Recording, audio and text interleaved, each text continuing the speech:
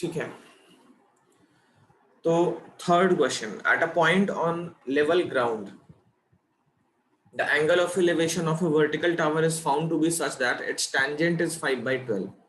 तो पहले ड्रॉ कर लेते हैं figure.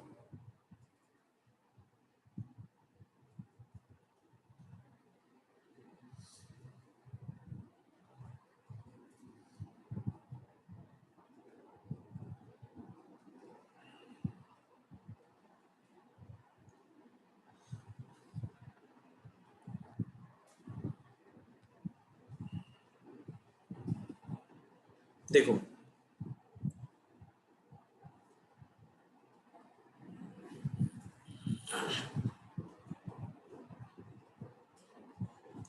Eight a point on the level ground, देखो लेवल ग्राउंड पे एक पॉइंट ले लेते हैं, ये मान लिया वर्टिकल टावर है ए बी, ग्राउंड पे ये पॉइंट सी है। तो इस पॉइंट पे क्या बोल रहा है, the angle of elevation of a vertical tower is found to be such that its tangent is 5/12। तो पॉइंट सी पे जो भी एंगल है, थीटा अल्फा बीटा कुछ भी, इस एंगल का टेंजेंट, तो मान लिया पॉइंट सी पे थीटा एंगल है, तो क्वेश्चन में क्या गिवन है, tan theta is equal to 5/12। ठीक है, समझ आ रहा है, the angle of elevation of a vertical tower is found to be such that its tangent is 5/12, और ये कहां पे हो रहा है, at a point on the ground. तो वो पॉइंट हमने सी ले लिया। अब tan थीटा हो गया A B upon B C, A B upon B C वो है 5/12।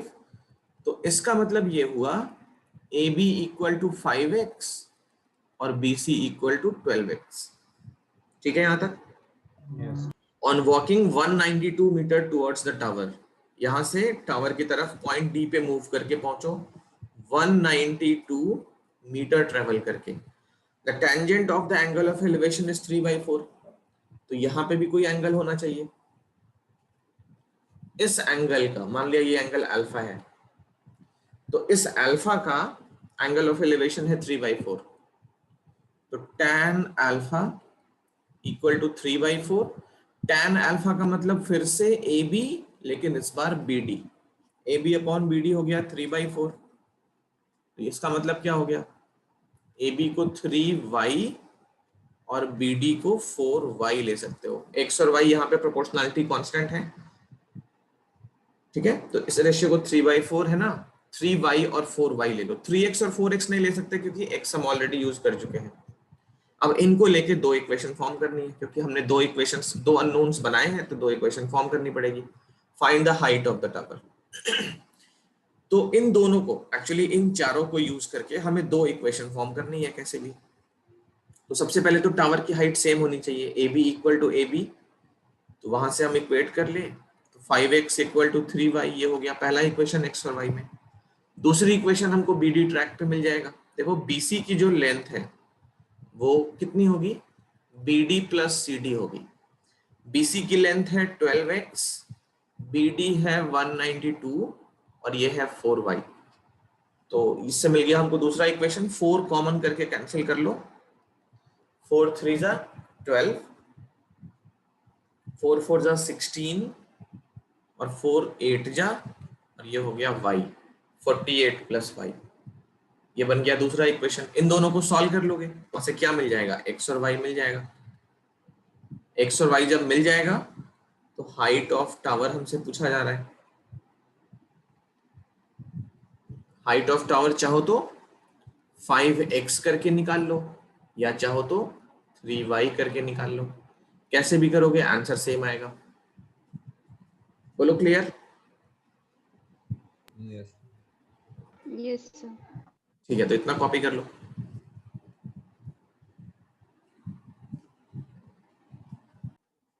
और कुछ होमवर्क तो नहीं दिया था, इसका आंसर 180 आएगा। ठीक है ना, तो x और y निकाल लेना, जो भी आ जाएगा उसके अकॉर्डिंग वैल्यू पुट करके 180 आंसर आ सर जाएगा। y 60 आ रहा है। हाँ, तो y 60 आ रहा है, तो 3y हमारा ए भी था ना, एक बार देखो जरा, Yes.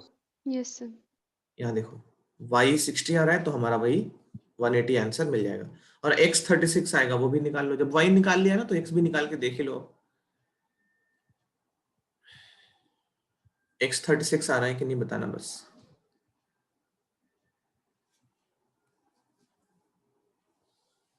यस सर आ रहा है। आ रहा है ना? तो x और y कुछ भी करो, मतलब 5x निकालो या सर आपकी वॉइस अच्छा एनीवेज। हाँ तो x और y जब निकल गया, ये 36 मिला और ये 60 मिला, चाहो तो 5x निकालो, चाहो तो 3y करके निकालो, आंसर 180 आ जाएगा। ठीक है, और कोई होमवर्क तो नहीं दिया था? No sir. ठीक है, ये देखो एक और क्वेश्चन कर लेते हैं अभी। अब जब एक्स्ट्रा क्वेश्चन से कर रहे हैं तो एक क्वेश्चन और कर लेते हैं। सर हमने इससे पहले 13th और 12th क्वेश्चन भी नहीं किया था। हाँ वो सब करेंगे करेंगे करेंगे। अच्छा एक काम करते हैं, एक्सरसाइज पे ही चलते हैं, बाद में ना फिर क्वेश्चन तो हमको करना ही है, वैसे भी 1-2 दिन लेंगे हम एक्स्ट्रा क्वेश्चन करने के लिए, तो वो बाद में कर लेंगे। ठीक है, अभी हम अपने मेन टॉपिक पे आते हैं। क्वेश्चन नंबर 9th किया था, उसके बाद हमने 10th नहीं किया था शायद। मैं 1 मिनट दिखाता हूँ।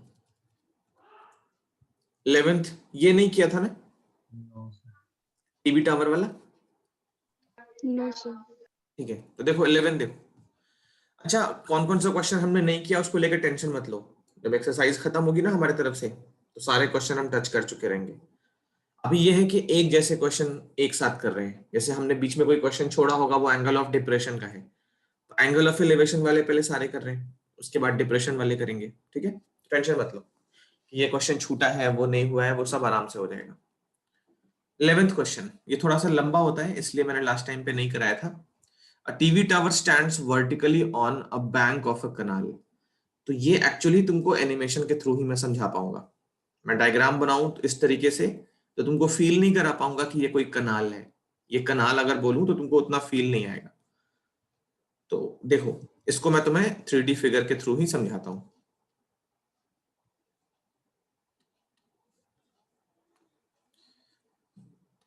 देखो ये है हमारा सिचुएशन पूरा।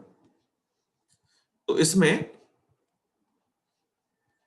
ये जो पार्ट देख रहे हो ये वाला हमारा कनाल है, ये जो रिवर है, रिवर जो भी समझ लो, ये वाला हमारा कनाल है।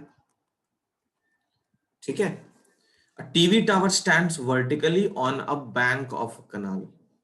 तो एक साइड पे, इस कनाल के एक साइड पे ये टीवी टावर है मान लो, वैसे टीवी टावर तो नहीं है लेकिन कुछ और है, तो ये वाला जो है इसको हम बोल रहे हैं टीवी टावर। ठीक है, TV tower stands vertically on a bank of a canal from a point on the other bank. तो इसके अदर बैंक पे directly opposite the tower, opposite to the tower. तो इस टावर के जस्ट अपोजिट वाले bank पे एक point है। ठीक है, from a point on the other bank directly opposite to the tower, the angle of elevation of top of the tower is 60 degree. इसको समझो, देखना ये टावर का टॉप और वर्टेक्स मतलब टॉप और बॉटम इस तरीके से है।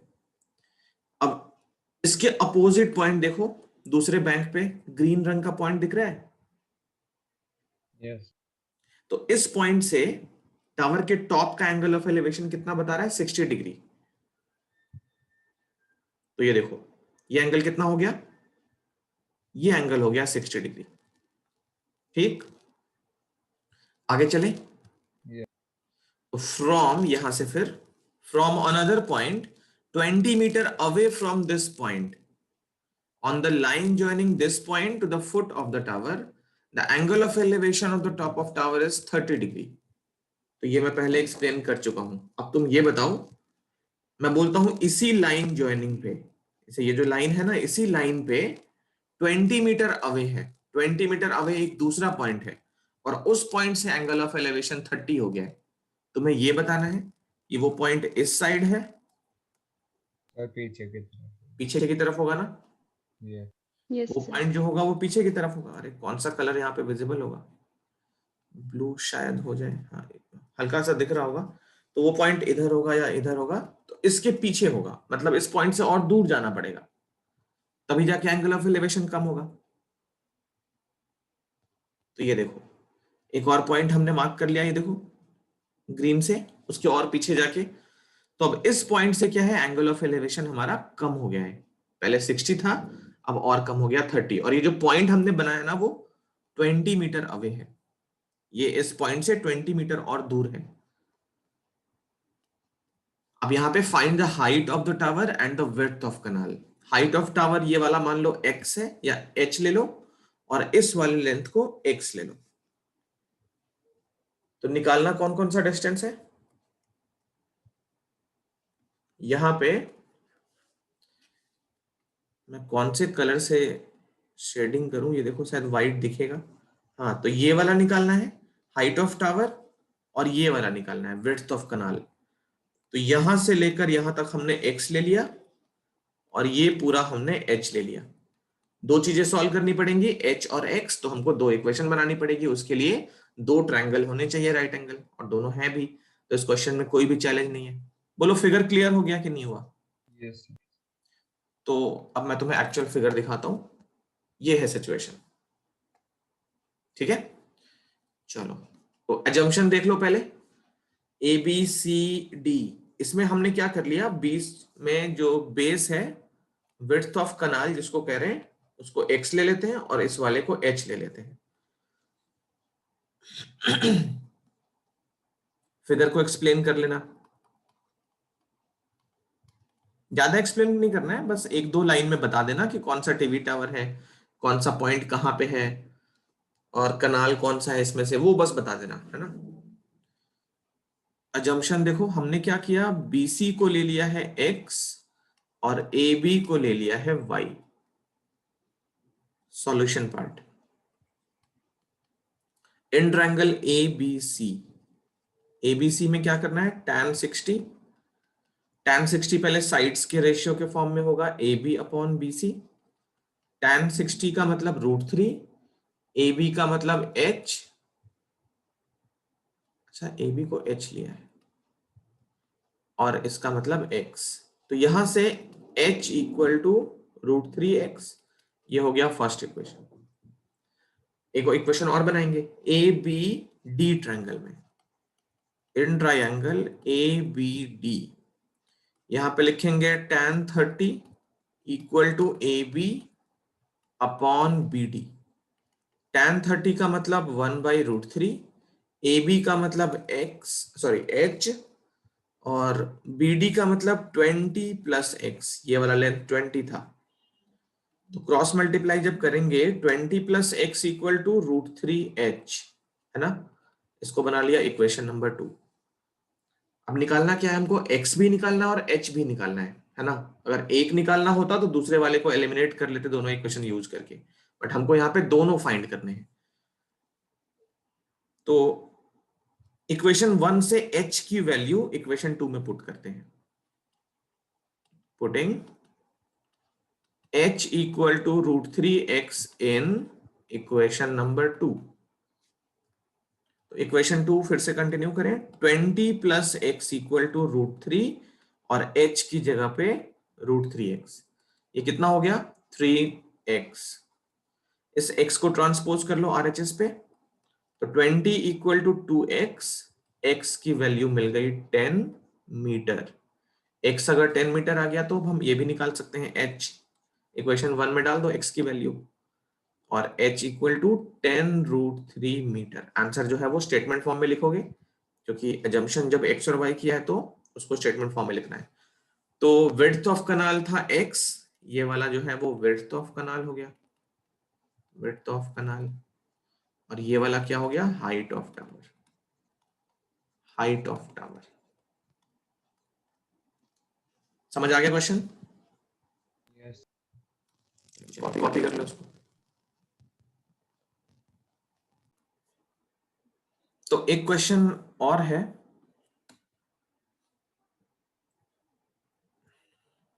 13th। देखो इस क्वेश्चन में मैं सिर्फ फिगर ड्रॉ कर देता हूं। अच्छा, इसमें एंगल ऑफ डिप्रेशन पहली बार यूज हो रहा है। तो देखो इस क्वेश्चन को डिप्रेशन एंगल कैसे बनाते हैं, इसका फिगर इंपॉर्टेंट होने वाला है। एंगल ऑफ डिप्रेशन हमको फर्स्ट टाइम यूज करने को मिलेगा, एलिवेशन तो हमने समझ लिया कैसे बनता है फिगर, डिप्रेशन में एंगल कैसे बनता है वो देखो।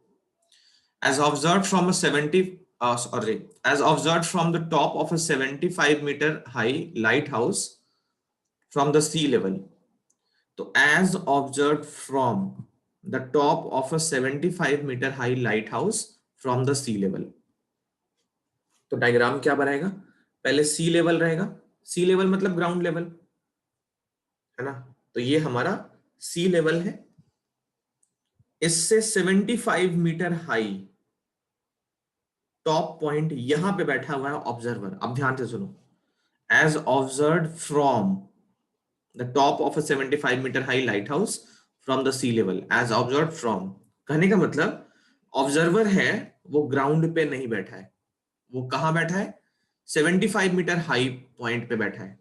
तो ऑब्जर्वर अगर यहां पे बैठा है, सबसे पहले हम एक लाइन ड्रॉ करेंगे ग्राउंड के parallel, horizontal line of vision.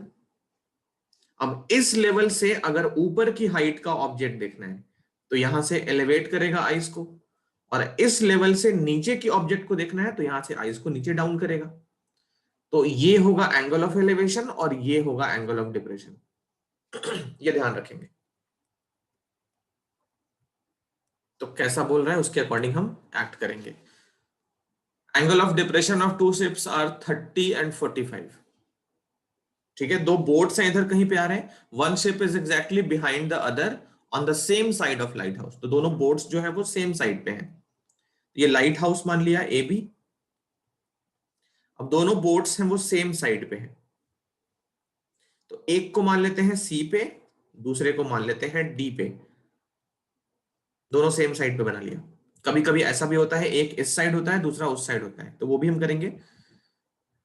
Angle of depression in दोनों का कितना है, 30 और 45। अब देखो यहाँ पे ये एंगल, ये लाइन मान लिया एक्स है ग्राउंड के पैरेलल। अब सुनो, इस लेवल पे पहले वो ऐसे देख रहा होगा, इस तरीके से वो देख रहा होगा। अब इस लेवल से 30 डिग्री और 45 डिग्री के डिप्रेशन पे उसको ये दो पॉइंट्स देखने हैं। इन दोनों पॉइंट्स पे दो शिप हैं, ये देखो। यहां से फर्स्ट पहले पॉइंट सी को देखना चाहता है, देखो इस लेवल से अपनी आईज को डाउन करेगा नीचे। अब इस पॉइंट के डायरेक्शन में अगर उसका आई आ जाएगा इस तरीके से, तो उसको ये बोट दिखने लगेगा। तो यहां से 30 डिग्री नीचे करके आईज को 30 डिग्री डाउन करके उसको पॉइंट सी पे जो बोट है वो देख पा रहा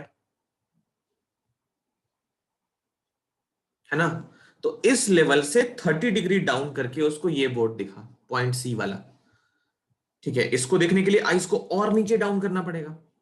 कितना करना पड़ेगा, 15 डिग्री और। तो और डाउन कर रहा है, देखो यहां पे मैं एक फाइनल फिगर बाद में बना दूंगा, अभी फिगर गंदा हो रहा है, ठीक है कोई बात नहीं। यहां से 30 डिग्री पे उसको पॉइंट सी दिख रहा है, और डाउन करो आइस को, यहां तक पहुंचाओ, क्योंकि इस पॉइंट के लेवल तक ले जाना है।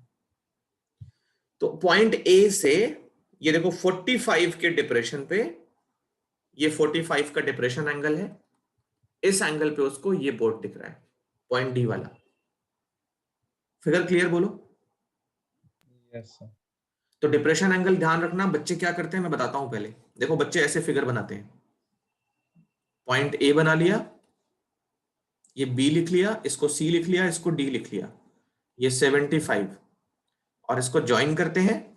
इधर का कोई जिक्र नहीं होता है, वो सीधा यहां पे लिखते हैं 30 डिग्री, यहां पे लिखते हैं 45 डिग्री। ये गलत, पूरा गलत। इस पे एक भी नंबर, पॉइंट 1 भी नहीं मिलेगा। डिप्रेशन एंगल ग्राउंड पे नहीं बनता है, वो तो अल्टरनेट एंगल की प्रॉपर्टी यूज करते हैं, इनको ले आते हैं नीचे।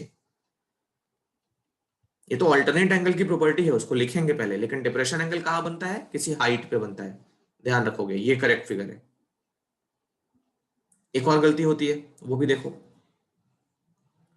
बहुत सारे बच्चों को मैंने अभी देखा है अपने पूरे मतलब टीचिंग करियर में, वो क्या करते हैं, डिप्रेशन एंगल ये समझते हैं इस वाले को 30 और इस वाले को 45। ये भी गलत है, ये पॉसिबल ही नहीं है। डिप्रेशन एंगल ऐसे कैसे बन सकता है, ये एकदम करेक्ट फिगर है। ठीक है, ध्यान रखो कि सबसे पहले ऑब्जर्वर हाइट पे बैठा है, तो एक हॉरिजॉन्टल लाइन ऑफ विजन बना लोगे। ये लाइन हम, अगर ऑब्जर्वर ग्राउंड पे बैठा होता है तो ग्राउंड के पैरेलल हो जाती है, इसीलिए वो लाइन हम दिखाते नहीं है। कहने का मतलब ये अगर ग्राउंड लेवल है, ऑब्जर्वर यहां बैठा है, उसकी हाइट अगर नहीं दे रही है, अगर ऑब्जर्वर का हाइट नहीं मेंशन है, तो क्या करेंगे हम, ये मानेंगे ऑब्जर्वर की आईज यहां पे रखी हुई है ग्राउंड पे, वो बिल्कुल मिट्टी में दबा हुआ है, सिर्फ आई उसकी ग्राउंड पे रखी है, ये मानेंगे। तो फिर इस लेवल पे अगर उसकी आईज हैं, तो जो हॉरिजॉन्टल लाइन ऑफ विजन है वो ग्राउंड ही है, ग्राउंड के पैरेलल, मतलब कोइंसिडेंट लाइन ग्राउंड के साथ बना लेंगे। अब इससे ऊपर हाइट पे तो ये एंगल ऑफ एलिवेशन हो गया। और अगर ऑब्जर्वर की हाइट दी होती है तब कैसे करते हैं, ये ग्राउंड लेवल और ये ऑब्जर्वर की हाइट, तो यहां से एक लाइन तो पहले खींचते हैं ना पैरेलल ग्राउंड के। अब इस ऑब्जेक्ट को देखना है तो ये एंगल ऑफ एलिवेशन होता है, और ये वाली क्या होती है, ऑब्जर्वर की हाइट होती है। अगर हाइट क्वेश्चन में दी होती है तो ऐसे बनाते हैं फिगर, हाइट नहीं दी होती है तो ऐसे बनाते हैं। अब इसमें मान लो ऑब्जर्वर यहां पे बैठे हैं और उसकी हाइट नहीं दी हुई है, तो अगर इस पॉइंट पे हाइट दी होती तो कैसे करते, ये पॉइंट, इस पे ऑब्जर्वर की हाइट ये हो गई, तो ये हो गया हॉरिजॉन्टल लाइन ऑफ विजन और ये ग्राउंड के पैरेलल। अब इस लेवल से उसको एंगल बनाना है इस तरीके से। तो ये कॉम्प्लिकेटेड नहीं दिया हुआ है, अगर दिया भी होता तो 75 में ऐड कर लेते हैं ऑब्जर्वर की हाइट को, तो वो एक ही सिचुएशन है। आई होप मेरे सारे पॉइंट्स समझ पा रहे हो। Yes sir. इस चैप्टर में फिगर बहुत ज्यादा इंपॉर्टेंट है, मैं बहुत फोर्स करके बोल रहा हूँ, चैप्टर में फिगर अगर नहीं बनाओगे तो 0 मिलेगा, कोई भी डिस्कशन नहीं होगा उस पर। फिगर गलत तो पूरा गलत, सॉल्यूशन भले ही कहीं से लिख के सही लिख रहे हो, बट फिगर अगर गलत है तो पूरा गलत है, क्योंकि बिना फिगर के हम सॉल्यूशन प्रिपेयर कर ही नहीं सकते। तो 30 इधर कर दिए, 45 उधर कर दिए, 0, एकदम 0, कितना भी मेहनत करो, कितना भी नीट एंड क्लीन करो, 0। तो इसको थोड़ा सावधानी से, फिगर बहुत इंपॉर्टेंट है। चलो अब इसका मैं फाइनल फिगर दिखाता हूं, एक अच्छा सा फिगर बनाते हैं स्ट्रेट लाइंस यूज करके। तो ऑब्जर्वर इस पॉइंट पे बैठा है, पहले ये लाइन ग्राउंड के पैरेलल, यहां से एक लाइन और यहां से हमारी दूसरी लाइन।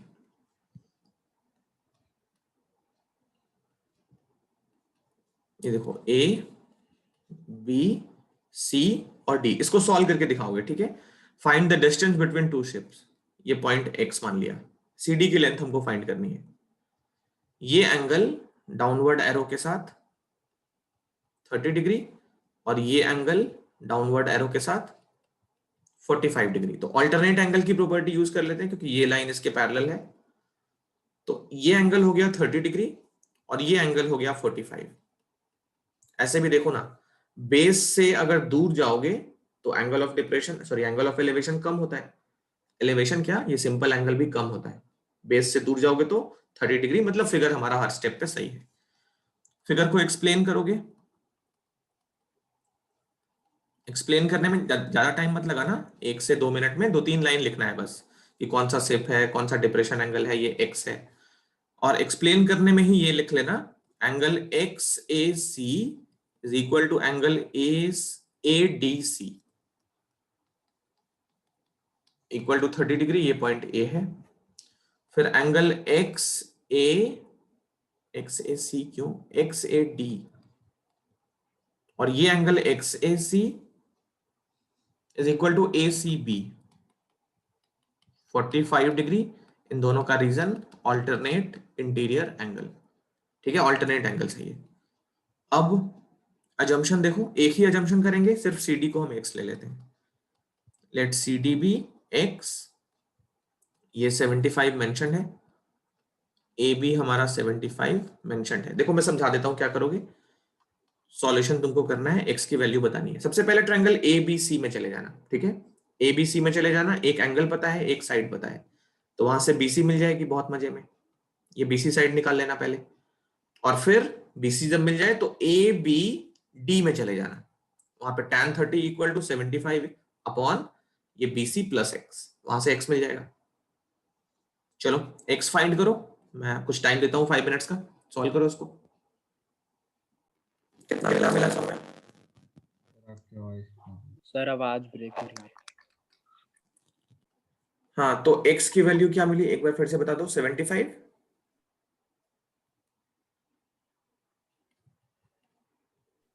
सर 55 मीटर आ रही है अप्रोक्स। 75 इंटू रूट 3 माइनस 1 यही आ रही होगी, उसके बाद सॉल्व किए होगे। 55। अच्छा ये वाली आ रही है ना 75 into root 3 minus 1, yes sir. इसको मीटर करके यहीं पे छोड़ सकते हो, और अगर अच्छा लगना हो तो ये वाला भी कर सकते हो, इसको सिंप्लीफाई करके मीटर में और अप्रॉक्स जरूर लिख लेना, क्योंकि रूट 3 की ये वाली वैल्यू एग्जैक्ट नहीं है, अप्रॉक्स है। चलें आगे।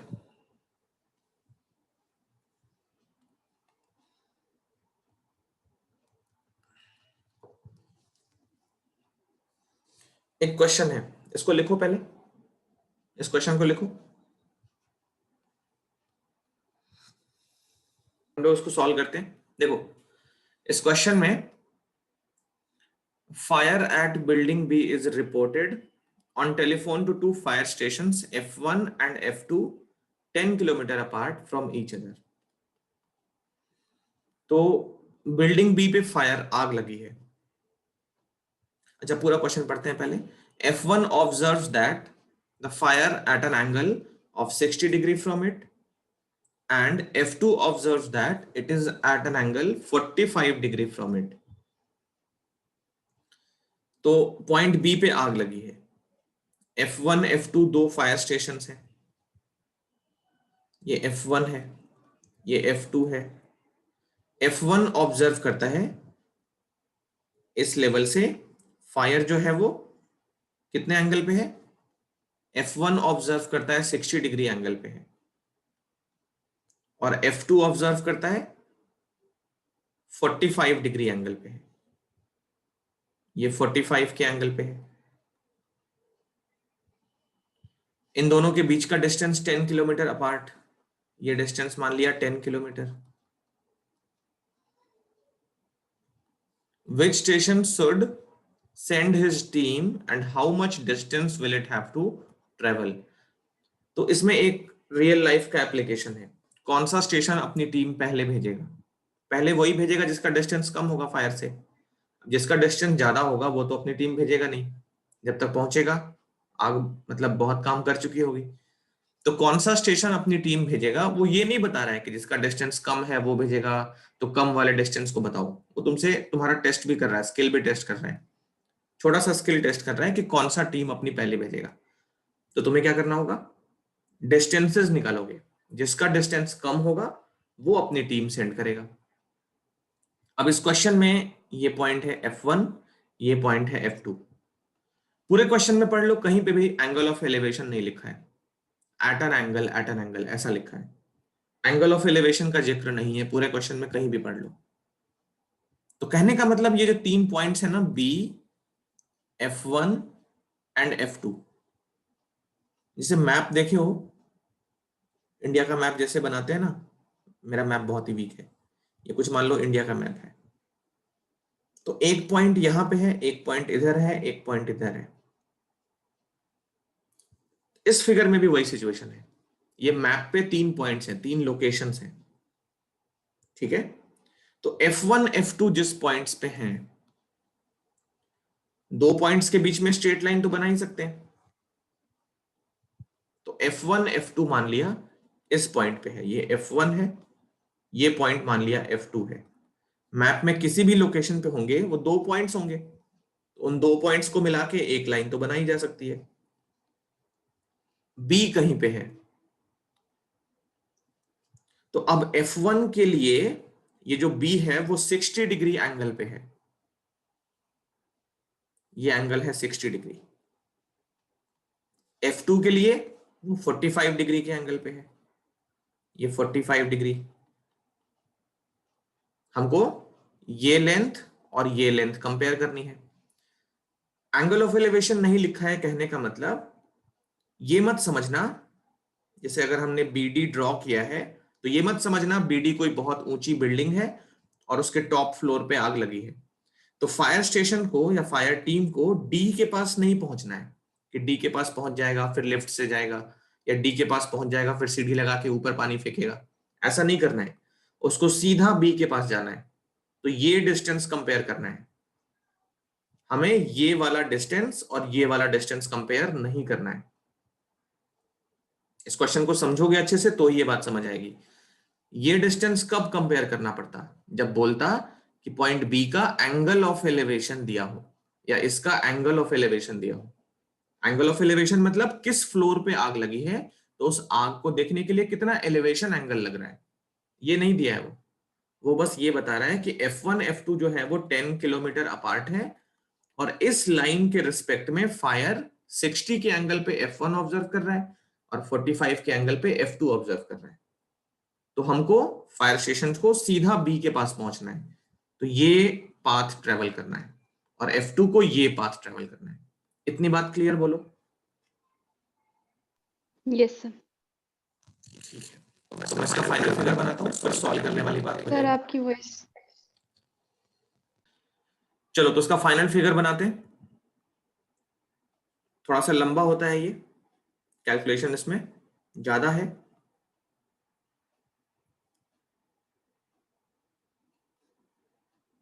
तो ये देखो F1 F2 हमारे फायर स्टेशंस, पॉइंट बी पे आग लगी है, ये हमारा F1 है, ये है F2। इस पॉइंट को D ले लेते हैं, ये परपेंडिकुलर है। F1 F2 के बीच का डिस्टेंस 10 किलोमीटर है।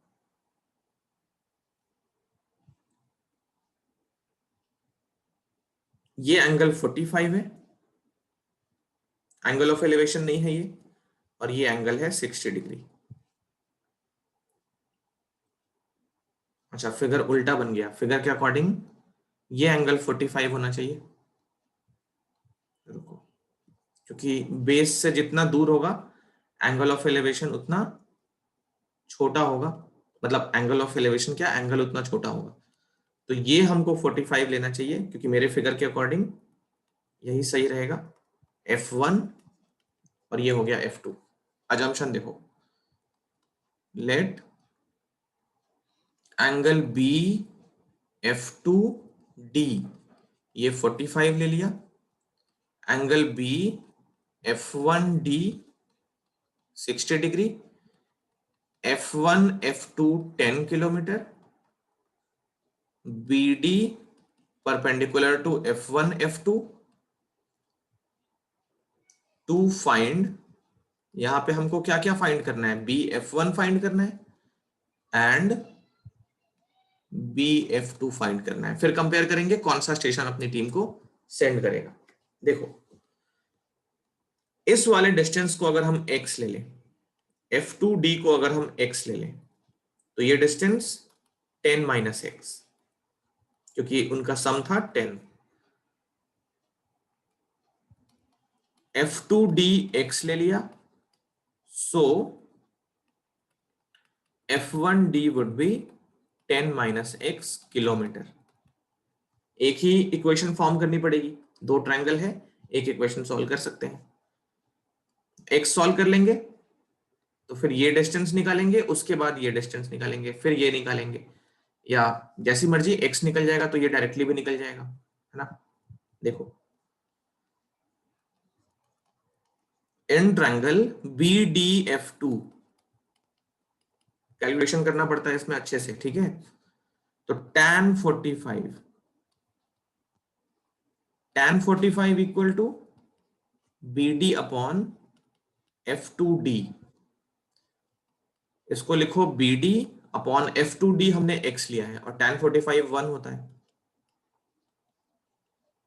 तो यहां से BD की वैल्यू क्या मिल गई, x। इसको बना लिया फर्स्ट इक्वेशन। दूसरा ट्रायंगल BDF1, इधर लिखते हैं,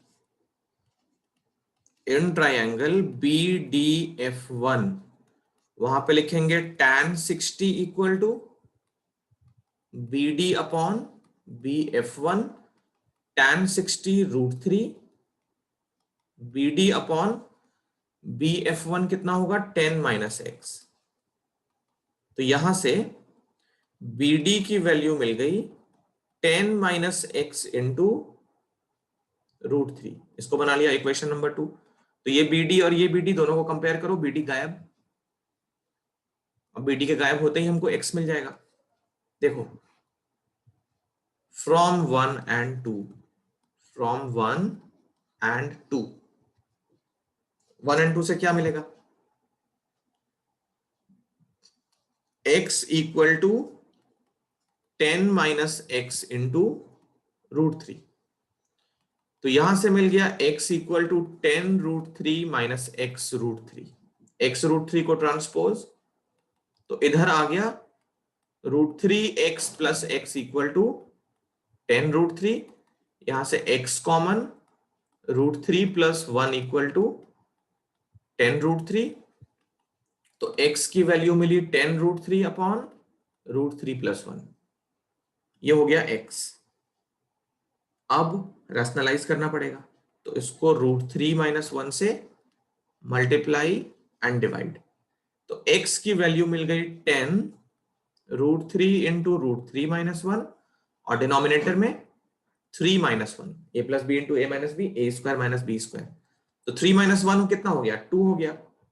तो x की वैल्यू मिल गई 10 से 2 कैंसिल करने के बाद 5।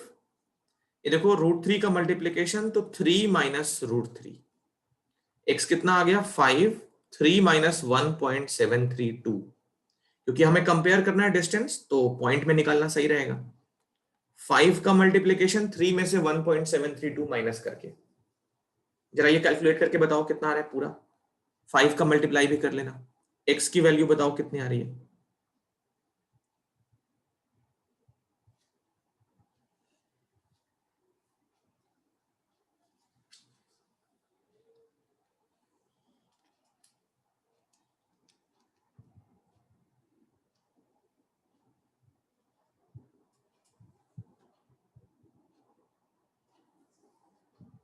सर 13.66।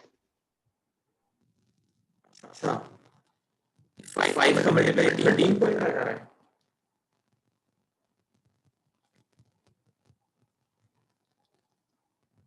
सर आपके वॉइस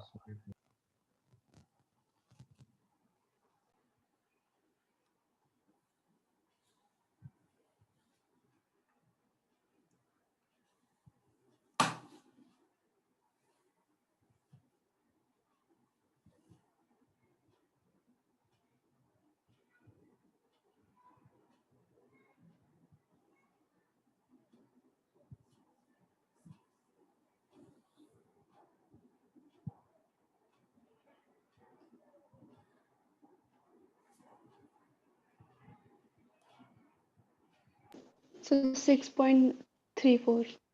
6.34 किलोमीटर। तो ये मिल गया 6.34। अब हमको ये मान लिया स्मॉल ए ले लिया इसको, और स्मॉल बी इसको, तो ए और बी निकालना है हमको। एक्स मिल गया, ये एंगल पता है, तो ये एंगल निकाल सकते हो, सॉरी ये साइड निकाल सकते हो। तो अब देखो निकालना क्या क्या है।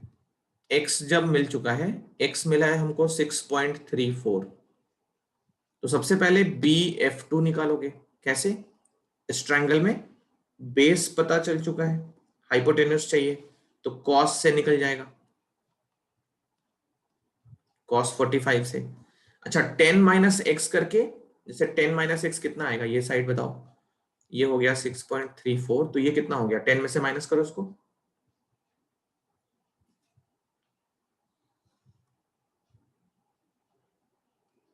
3.66 है ना?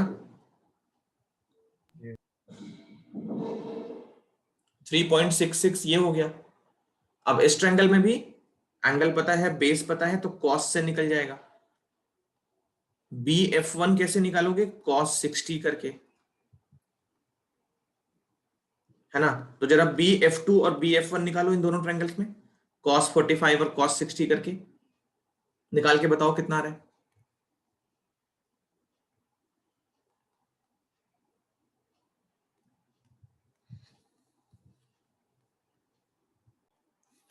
देखो BF2 मिला 8.96 किलोमीटर, और ये मिला 7.32 किलोमीटर। तो ये पता चल चुका है कौन सा फायर स्टेशन अपनी टीम को सेंड करेगा। F1 अपनी टीम को सेंड करेगा, क्योंकि उसको कम डिस्टेंस ट्रेवल करना पड़ रहा है, वो जल्दी पहुंच जाएंगे और आग को जल्दी बुझा पाएंगे। तो लास्ट में आंसर लिखेंगे, सो F1 will send his team. ठीक है, F1 अपनी टीम को सेंड करेगा। अब कितना डिस्टेंस ट्रेवल करना है, तो 7.32 ट्रेवल करना है किलोमीटर में। अच्छा एक बात, इसने ये पूछ दिया है which station should send steam and how much distance पूछ दिया है। सिर्फ इसके लिए हमने इतना काम किया है।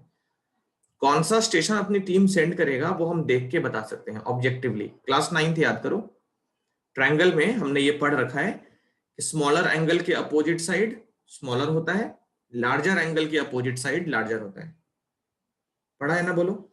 यस तो ये एंगल अगर 60 है उसके बड़ी वाली साइड, उसके अपोजिट साइड ऑब्वियसली बड़ी आनी चाहिए थी, और 45 के अपोजिट छोटा आना चाहिए था, तो वो आ भी रहा है। बट ये क्वेश्चन ऑब्जेक्टिव नहीं आएगा, आंसर मतलब मैच कर लिया हमने एक तरीके से। तो ये लास्ट में लिख लो बस, F1 विल सेंड स्टीम, और ये क्वेश्चन कंप्लीट हो गया। आज हम यहीं पे रखते हैं, अगली क्लास पे इससे आगे चलेंगे।